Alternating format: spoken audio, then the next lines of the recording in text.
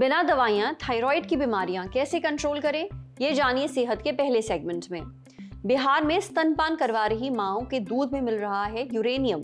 सेहत की दूसरे सेगमेंट में जानिए यूरेनियम उनके शरीर में कैसे पहुंचता है। तोंद कम करनी है तो ब्रेकफास्ट, लंच और स्नैक्स और डिनर में क्या खाएं, ये जानिए सेहत के आखिरी सेगमेंट में। Brought to you by Sensodyne K। अभी लेके आए सेंसोडेंट के। टूथ का करंट गॉन तो लाइफ का करंट ऑन। हमारे देश में कुछ बीमारियां बहुत आम हैं, जैसे डायबिटीज, हाइपरटेंशन, दिल की बीमारियां। इनके अलावा एक बीमारी और है जिससे इस देश की एक बहुत बड़ी आबादी जूझ रही है, लेकिन उसके बारे में ज्यादा बात नहीं होती, ना ही लोगों को ज्यादा जानकारी है। वो है थायराइड। वैसे थायराइड अपने आप में कोई बीमारी नहीं है, शरीर का एक अंग है, एक ग्रंथि है यानी ग्लैंड, गले में तितली के आकार की। इससे जुड़ी बीमारियों को मेडिकल भाषा में हाइपोथायरॉयडिज्म और हाइपरथायरॉयडिज्म कहते हैं। बोलचाल की भाषा में से थायराइड कहते हैं। Indian journal of endocrinology and metabolism में एक रिपोर्ट छपी है। इसमें कई स्टडीज के हवाले से बताया गया है कि देश में 4 करोड़ से ज्यादा लोग थायराइड की बीमारियों से जूझ रहे हैं। ये एक बहुत बड़ा नंबर है। जब किसी की थायराइड ग्रंथि ठीक से काम नहीं करती तो कई तरह की दिक्कतें महसूस होती हैं, जैसे वजन बढ़ना, हर वक्त थकान रहना, मांसपेशियां कमजोर हो जाना, जोड़ों में सूजन और दर्द रहना, कब्ज हो जाना।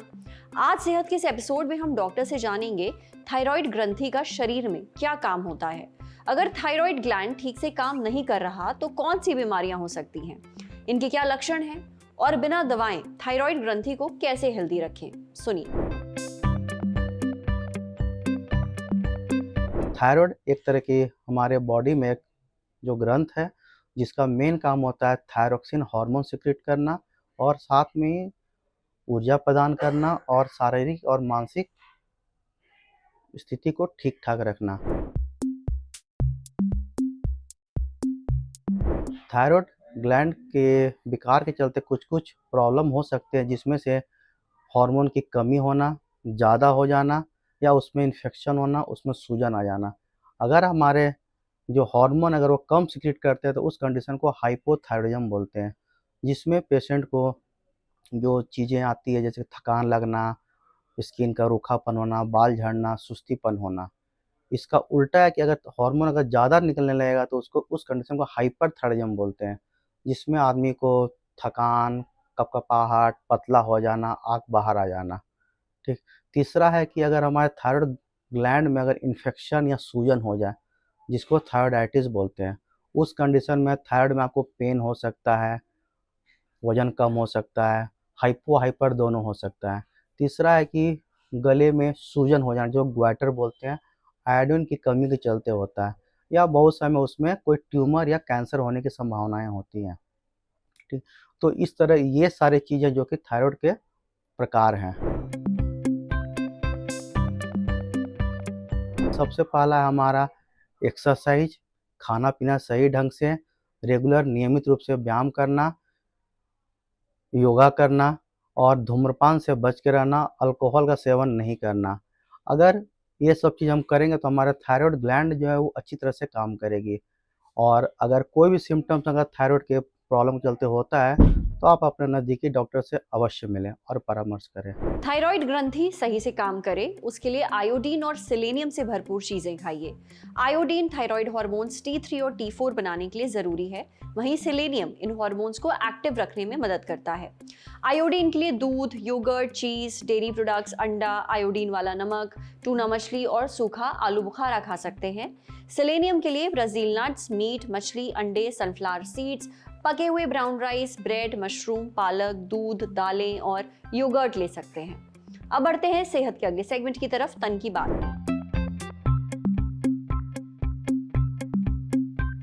माँ का दूध बच्चे के विकास के लिए बहुत जरूरी होता है, ये हम हमेशा से सुनते आए हैं। लेकिन बिहार में कुछ ऐसा हुआ जिससे माँ का दूध ही बच्चे के लिए खतरा बन गया। दरअसल बिहार के कई जिलों में नई माओं के ब्रेस्ट मिल्क में यूरेनियम मिला है। ये बात सामने आई है एक रिसर्च में। ऐसा क्यों हुआ, डिटेल में समझाते हैं, लेकिन उससे पहले ये जान लीजिए यूरेनियम होता क्या है। यूरेनियम एक हैवी मेटल है। किसी भी हैवी मेटल की थोड़ी सी मात्रा भी बहुत नुकसानदेह होती है। यूरेनियम रेडियो एक्टिव तत्व भी है, यानी इससे डीएनए को नुकसान पहुंच सकता है। बिहार के 6 अलग अलग जिलों से कुल 40 ब्रेस्ट मिल्क सैंपल लिए गए। ये जिले हैं भोजपुर, समस्तीपुर, बेगूसराय, खगड़िया, कटिहार और नालंदा। ब्रेस्ट फीड करवाने वाली महिलाओं से 5 मिलीलीटर ब्रेस्ट मिल्क लिया गया। ये सभी महिलाएं 17 से 35 साल के बीच हैं। जांच में पता चला कि इन सभी महिलाओं के ब्रेस्ट मिल्क में यूरेनियम है। यूरेनियम का लेवल 0 से 6 माइक्रोग्राम्स प्रति लीटर था। सबसे ज्यादा यूरेनियम कटिहार जिले में रहने वाली महिला के दूध में मिला है। लेवल है 5.25 माइक्रोग्राम्स प्रति लीटर। अगर औसतन देखें तो नालंदा जिले की महिलाओं के दूध में सबसे कम यूरेनियम मिला। ब्रेस्ट मिल्क में यूरेनियम की कोई सेफ लिमिट नहीं है। इस रिसर्च के लिए 35 नवजातों से सैंपल भी लिए गए। इनमें से 70% बच्चों के खून में यूरेनियम मिला है, जो शरीर पर गंभीर असर छोड़ सकता है, जैसे ये किडनियों को नुकसान पहुंचा सकता है, हड्डियां कमजोर कर सकता है। हालांकि बच्चों की सेहत पर यूरेनियम का कितना असर पड़ा है, ये स्टडी से पता नहीं चला है। ये रिसर्च 21 नवंबर 2025 को साइंटिफिक रिपोर्ट्स जर्नल में छपी है। इसे पटना के महावीर कैंसर संस्थान and research centre, lovely professional university और एम्स दिल्ली के रिसर्चर्स ने किया है। रिसर्चर्स ने 273 लोकेशंस पर ग्राउंड वाटर में भी यूरेनियम का लेवल जांचा। दिलचस्प बात यह थी कि नालंदा जिले के पानी में यूरेनियम का लेवल दूसरे नंबर पर था, लेकिन इसी जिले में महिलाओं के ब्रेस्ट मिल्क में सबसे कम यूरेनियम मिला। अब सबसे बड़ा सवाल यही है कि महिलाओं के ब्रेस्ट मिल्क में यूरेनियम आया कैसे। सीके बिरला हॉस्पिटल दिल्ली में ऑब्स्टेट्रिक्स एंड गायनेकोलॉजी डिपार्टमेंट की डायरेक्टर डॉक्टर कीर्ति खेतान कहती हैं कि यूरेनियम नेचुरल रूप से पाया जाने वाला रेडियो एक्टिव तत्व है। ये चट्टानों, मिट्टी और पानी में बहुत कम मात्रा में पाया जाता है। ये शरीर में कई जरियों से पहुंच सकता है, जैसे यूरेनियम से दूषित पानी पीने से, दूषित मिट्टी में उगी चीजें खाने से, हवा में मौजूद धूल के जरिए फेफड़ों में जाने से। अगर कोई महिला खदान, इंडस्ट्रियल कचरे, केमिकल वेस्ट, पत्थर, मिट्टी या धूल के आसपास काम करती है या ऐसी फैक्ट्री में काम करती है जहां रेडियो एक्टिव या हेवी मेटल्स का इस्तेमाल होता है, तब यूरेनियम उसके शरीर में पहुंच सकता है। आमतौर पर ब्रेस्ट मिल्क में यूरेनियम नहीं पाया जाता है, लेकिन कई स्टडीज ये बताती हैं कि ब्रेस्ट मिल्क में कुछ मात्रा में यूरेनियम हो सकता है, लेकिन ये मात्रा इतनी नहीं होती है जिससे माँ या बच्चे को कोई भी नुकसान पहुंचे। पर अगर किसी महिला के शरीर में बहुत ज्यादा यूरेनियम होता है, तब उसकी किडनियों को नुकसान पहुंच सकता है, हड्डियां कमजोर हो सकती हैं, थकान लग सकती है, उबकाई आ सकती है, खून में भी बदलाव आ सकता है। जहां तक नवजात बच्चों की बात है तो उनका शरीर और किडनी पूरी तरह विकसित नहीं होते, इसलिए वो यूरेनियम के असर के प्रति बहुत ज्यादा संवेदनशील होते हैं। यूरेनियम से किडनियों को नुकसान पहुंच सकता है, यही इसका सबसे बड़ा खतरा है। ये हड्डियों के विकास पर भी असर डाल सकता है, बच्चों की ओवरऑल ग्रोथ को प्रभावित कर सकता है। ऐसा होने पर बच्चों का वजन ठीक से नहीं बढ़ता, उन्हें उल्टियां हो सकती हैं, उनके शरीर में पानी की कमी हो सकती है। आमतौर पर ऐसे गंभीर मामले बहुत कम होते हैं, यानी अगर शरीर में यूरेनियम का लेवल बहुत ज्यादा है तब ही माँ और बच्चे को नुकसान पहुंचता है, वरना कोई बड़ी दिक्कत नहीं होती है। बिहार में रहने वाली महिलाएं जो अपने बच्चों को ब्रेस्ट फीड करवा रही हैं, वो दूध में यूरेनियम मिलने की खबर सुनकर परेशान ना हो। आप आराम से बच्चे को दूध पिलाइए, क्योंकि एक तो इस रिसर्च का सैंपल साइज बहुत छोटा है, दूसरा वर्ल्ड हेल्थ ऑर्गेनाइजेशन यानी कि WHO ने 2001 में बताया था कि औसतन इंसानी शरीर में लगभग 90 माइक्रोग्राम यूरेनियम पाया जाता है। यह आमतौर पर पानी, खाने और हवा के जरिए शरीर में पहुंचता है। समझे। अब बारी सेहत के आखिरी सेगमेंट की, खुराक यानी झक्कासी हेल्थ टिप। हमारे देश में तोंद का निकलना एक बहुत ही आम बात है, लेकिन पेट पर जमा ये चर्बी आपकी सेहत की दुश्मन है। ये बताती है कि आपके शरीर के अलग अलग अंदरूनी अंगों पर चर्बी जमा है। इसे कहते हैं विसरल फैट, और यही चर्बी डायबिटीज से लेकर दिल की बीमारियों के लिए जिम्मेदार है।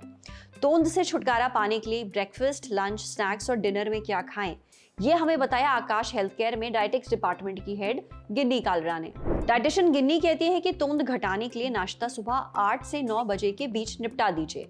आप नाश्ते में ओट्स या दलिया के साथ थोड़े मेवे और बीज खा सकते हैं, 2-3 उबले अंडे या फिर ऑमलेट खा सकते हैं, साथ में मल्टीग्रेन ब्रेड भी ले सकते हैं। इसके अलावा खूब सारी सब्जियां डालकर पोहा या उपमा बना सकते हैं। हरी चटनी के साथ मूंग दाल चीला भी खा सकते हैं। चना या फिर स्प्राउट्स खाना भी एक अच्छा ऑप्शन है। दही और साथ में सेब, नाशपाती या पपीता जैसे फल भी खा सकते हैं। इनमें से कोई एक चीज खानी है जो आसानी से बन जाए, आपको सब नहीं खाना है। अंडे और स्प्राउट्स में प्रोटीन होता है, ये पेट देर तक भरा रखता है, मेटाबॉलिज्म को भी बढ़ाता है। मेटाबॉलिज्म यानी हम जो खाना खाते हैं उसे एनर्जी में बदलने, नए सेल्स बनाने और पुराने को बचाए रखने का पूरा प्रोसेस। जिनका मेटाबॉलिज्म तेज होता है उनका वजन आसानी से घटता है। ओट्स, फल और सब्जियों में फाइबर होता है, ये भी पेट की चर्बी कम करने में मदद करते हैं। अब आते हैं दोपहर के खाने पर। आपका लंच 1 से 2 बजे के बीच हो जाना चाहिए। लंच में 2 मल्टीग्रेन या गेहूं की रोटी लिए, आप बाजरे की रोटी भी ले सकते हैं। साथ में एक बड़ी कटोरी दाल या छोले या राजमा ले सकते हैं। इनको कम तेल में बनाइए। अगर चावल खाने की आदत है थोड़े से ब्राउन राइस खा सकते हैं। साथ में सलाद और 1 कटोरी दही या छाछ भी लीजिए। सलाद में खीरा, गाजर, चुकंदर और पत्ता गोभी खा सकते हैं। दाल और बीन्स प्रोटीन का बहुत अच्छा सोर्स है। ये तोंद घटाने में बहुत असरदार है। जब भी खाना खाने बैठें तो पहले सलाद खाइए ताकि पेट कुछ हद तक भर जाए। जब आप बाजरा या मल्टीग्रेन रोटी खाते हैं तो भूख कंट्रोल में रहती है, आप ओवर ईटिंग नहीं करते। इससे तोंद कम करना आसान हो जाता है। दही और छाछ हाजमा दुरुस्त रखते हैं, इनसे ब्लोटिंग भी कम होती है, यानी पेट कम फूलता है। अब बात स्नैक्स की। शाम 4:30 से 5:30 के बीच आप स्नैकिंग कर सकते हैं। क्या खाना है? थोड़ी सी मूंगफली, बादाम या फिर अखरोट। भुना चना भी खा सकते हैं। फलों में सेब, पपीता, नाशपाती और बेरीज ले सकते हैं। ग्रीन टी या नींबू पानी भी पी सकते हैं। स्प्राउट सैलेड भी आप स्नैक्स के तौर पर खा सकते हैं। इसके अलावा भुना मखाना एक बहुत ही अच्छा ऑप्शन है, इसे ज़रूर ट्राई करिए। मेवों से हेल्दी फैट मिलता है, इससे क्रेविंग्स कम होती हैं। भुने चने और मखानों में कैलोरीज कम होती हैं और प्रोटीन ज़्यादा, तो ये भी फायदेमंद है। वहीं ग्रीन टी मेटाबॉलिज्म बढ़ाने में मदद करती है और फलों में फाइबर होता है, इससे पेट भरा रहता है देर तक, फैट भी स्टोर नहीं होता है। अब आते हैं रात के डिनर पर। आपका डिनर 7 से 8 बजे के बीच हो जाना चाहिए। खाना खाने के बाद 10 से 15 मिनट वॉक जरूर करिए। डिनर में आप सब्जियों का सूप बनाइए और सलाद खाइए।